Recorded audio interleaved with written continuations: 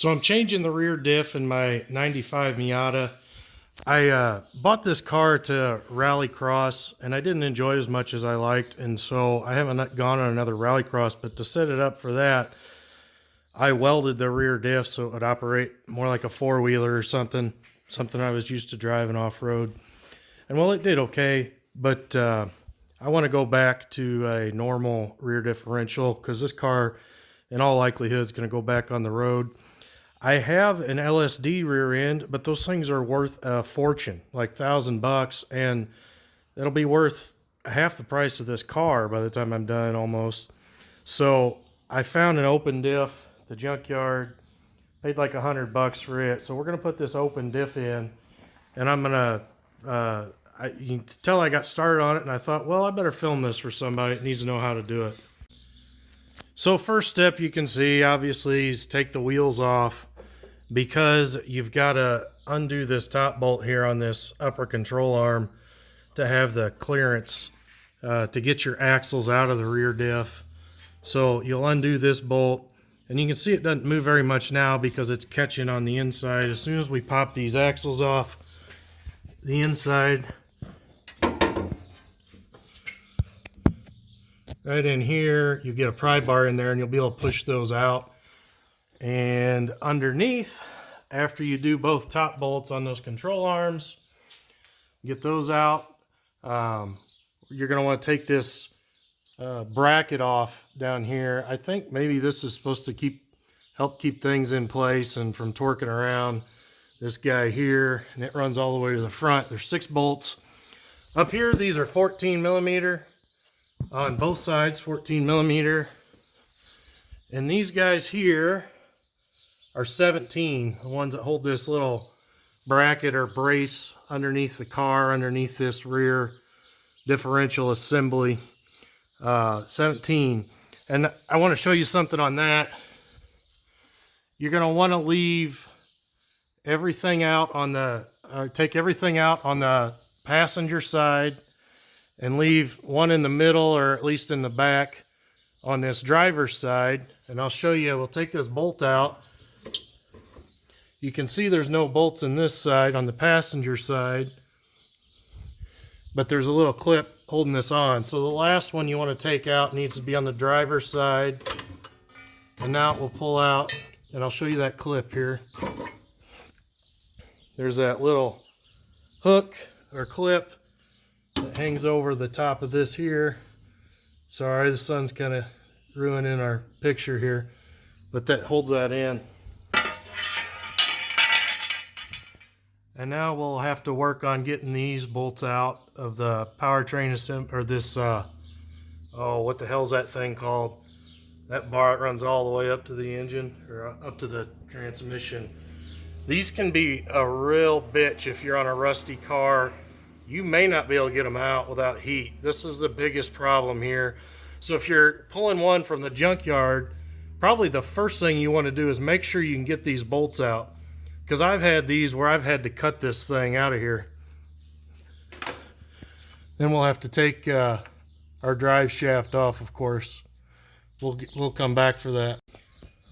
We're going to get our drive shaft bolts next, rather than these guys here. You can access it through that hole in the side, or of course, if you got a lift, you can access it, these from underneath. They're 14 millimeter. You need to grab them on either side. They are metric. It seems like the 14 is a little loose, but 13 will not go on there. So hopefully we don't round these bolt heads off or anything. All right, we got our drive shaft separated from the rear diff. Now it's time to move on to these powertrain bolts here, or these main differential bolts that hit this powertrain bracket deal. I can't believe I can't remember the name of this thing. Okay, these guys are 17 millimeter, and you don't thread them out all the way. You just thread them out a little bit, because you've got to tap out the top. You'll see what I'm talking about. You've got to hammer that bolt out the top, because that bolt presses down into the top side of this guy. Now, can't get the camera in there. take my word for it. You'll see what I'm talking about when these come out. So I'm going to hammer these up. So this guy, I had to look it up. It's called the Miata power plant frame. So it goes from the transmission up there back to your rear diff back here. Happened to have one of these off a car I parted out. This was a tough one to get out. You can see how everything's all oxidized and locked in there between anything that's got iron in it and this aluminum.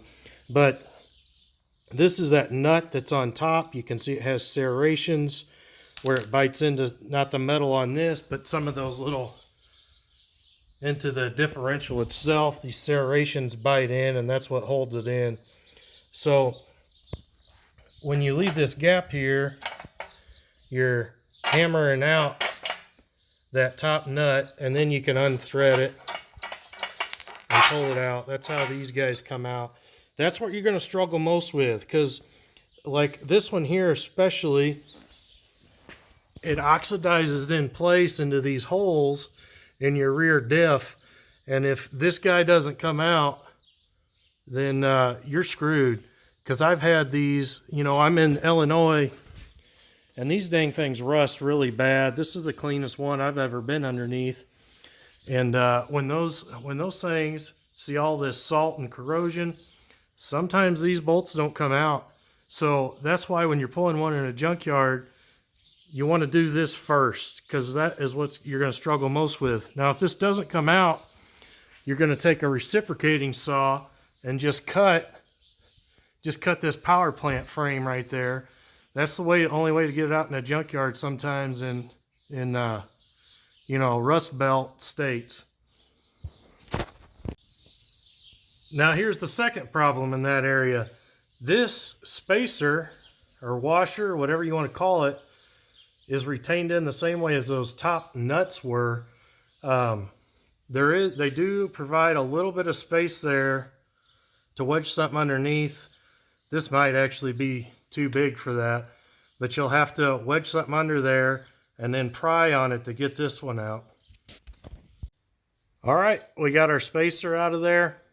You can see the rear diff shifted a little. When I finally pop this out, this kind of holds it in place and gets everything placed correctly for the powertrain, or this rear diff in relation to the rest of the powertrain anyway. You can see that ramp that I was talking about a little better, and then there's one on the opposite side too. And so you just have to work it back and forth on either side, and then when you get a little bit bigger gap, of course, then you can get up in here where there's no ramp at and work it out that way. Just take your time and go slow. It'll come out of there with a little effort. All right, now I'm going to pop these axles out. This one I've already popped. I just get a big pry bar and get it in there. Takes a little bit of force because there's a retaining clip inside that differential that compresses, but it will compress in and let you pop these axles out. Not every axle is set up like this where there's a two-piece deal here. On this one, you could remove you could separate this axle apart and leave these little stubs inside your axle housing, but on a lot of them this is one piece. But it's the same way. You'll get in here and you'll pry it out, and then that axle will pop out. And this is also the time where you can start losing fluid, so be ready with a catch pan. So we still don't have quite enough clearance here to get the axle all the way out because of the brake lines. So I thought about taking this guy out, but I don't like that idea. I'm going to take the brake calipers off and hang them, and then this should then move enough to get our axles out without taking this whole section off. Got my brake caliper off. I got it strapped up so it doesn't hang on the lines, and that was enough clearance to get my axle out of the differential. Still pretty tight in there. I'll have to be careful when I get that differential out. I'm going to cover this guy up with a plastic bag so it doesn't collect a bunch of dust that I'm going to generate. You can see that little retaining ring that compresses. And then when we push it back in, it'll compress on its way in, and then of course expand when it gets in there. It's just a little extra retainer for that rear axle. All right, we got our axles out, and I'm gonna take, actually I already did it. This is what holds the axle housing up. There's two 12mm bolts on those studs there, and then a 17mm right here in the center. I took this off, this drops down, and then I rethreaded the 17mm back on there to hold it in place temporarily. I'm gonna take this exhaust out because I don't think I'm gonna be able to work it around. So I'm gonna have to unbolt it there and then work it off of these guys with a great big pair of channel locks or something. I'll spray it with some Windex to slide those pins out of the rubber bushings a little easier. So I'll get those bolts, take all those little guys out, and then I'll pull this exhaust out, and then we'll have plenty of room to get this old one out and the new one back in. These guys here on the exhaust are 14mm. Okay, we got our back end of our exhaust out. Now we got all the room in the world underneath it here, and we can undo these retaining bolts I put back in, or the nuts I put back on to retain it. Make sure the powertrain is still engaged into your rear diff, so there'll be some support as you pull those bolts out. Then you'll slide it off of this powertrain frame. You might have to get a pry bar in there to, get it started, but once it gets started, it should come out pretty easy, and drop it down and work it around these axles gently. So I got the old one out and the new one back in and roughly mounted. I've worked the axles back in to the housing. One thing I want to mention is you're going to have to tap these axles back in with a hammer. Make sure everything's lined up, kind of work it back and forth, and make sure it's engaging the gears correctly, because you don't want to knock off some gears. Does not take a lot of force. You're just going to tap it with a hammer while you hold it in, keeping the pressure inward while you tap it with a hammer, and you'll see it go back in, because remember, it's got that little retaining clip that you have to compress, and take some taps with a hammer to do that. The other thing, to get this spindle, I guess you'd call it, maybe, to get this top bolt back in on this upper control arm, I took a come along and stretched it across from the top of that arm to something on the other side, and I can crank on it, because these are, there's a little pressure pushing out, and it's a little bit hard to get back in.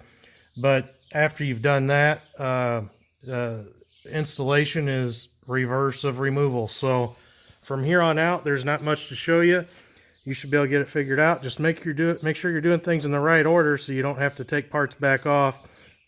So we'll put our exhaust back on, and then of course finish up all the bolts on the differential. All this stuff up here. Get all that lined back up, and then we'll put that little frame back on, and then get your wheels back, or your brake calipers back on, and your wheels, and you're ready to go. This is hard to do without a lift, but I've done it on the ground before too, off jack stands. Just be crazy careful when you do that.